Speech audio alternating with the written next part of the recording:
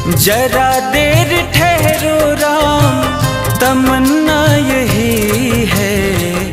अभी हमने जी भर के देखा नहीं है, अभी हमने जी भर के देखा नहीं है। जरा देर ठहरो राम, तमन्ना यही है।